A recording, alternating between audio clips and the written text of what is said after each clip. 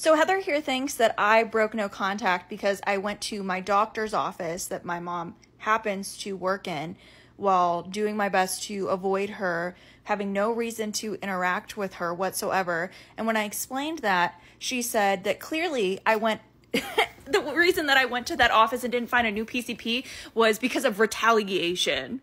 And apparently she is the sole expert on being no contact, and only her way of being no contact is the right way, guys.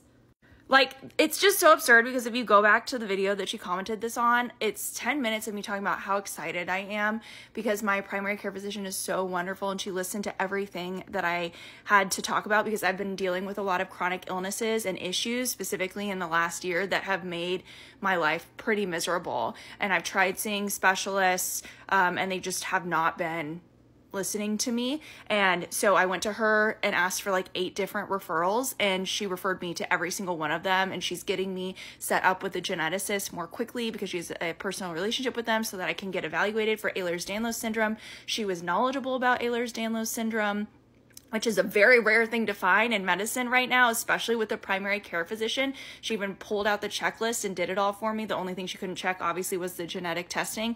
And she sent me for a C-spine x-ray to check for cervical instability literally right after my appointment because she was like, if you got that, you're definitely probably going to have this, and we need to check that like immediately, especially with your migraines and getting Botox. But you decided to focus on the fact that I apparently should be blamed for the fact that my mom works in that office and that the tech decided to tell my mom that I was there. Be so fucking for real right now. And to claim that you know what my motivations are, that they're retaliatory. Are you fucking kidding me? I'm no contact with my mom because I don't care about her and I don't care to have a relationship with her whatsoever. The anxiety I felt was because I just didn't want to have to see her. I didn't want to have to talk to her whatsoever.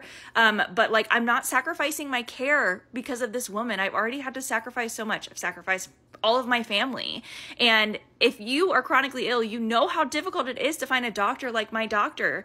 And my doctor did everything she was supposed to protect me from my mom. She put special locks on my file. Everything's electronic medical records. So like, this is just you projecting, okay? Maybe if you'd done it, it would have been retaliatory for you. But for me, it was prioritizing myself and my health, which is the entire point of being no contact, is prioritizing your health and your safety. Now, did it occur to me after the fact that my mom was probably freaking the fuck out because I likely told her colleague, aka my doctor, that I was no contact with her and explained that a lot of my illnesses that are surfacing right now is because of complex PTSD and a lifetime of childhood trauma, and outlined all the abuse that I experienced from my mom, both physical and financial, and the fact that my mom is a functioning alcoholic? Probably. Do I get joy from that? Absolutely, because she deserves to be held accountable by people that she works with. But like, also, it's not like my doctor's going to go say anything to her because it's confidential that I shared that. So my mom's just going to have to live in fear, wondering what I told her, not knowing for sure. But that was just a bonus. I didn't even think about that going in until someone made a comment about it. And I was like, that's actually a good point. Why am I living in fear? She should be living in fear of me. I'm the one who has the power now, bitch.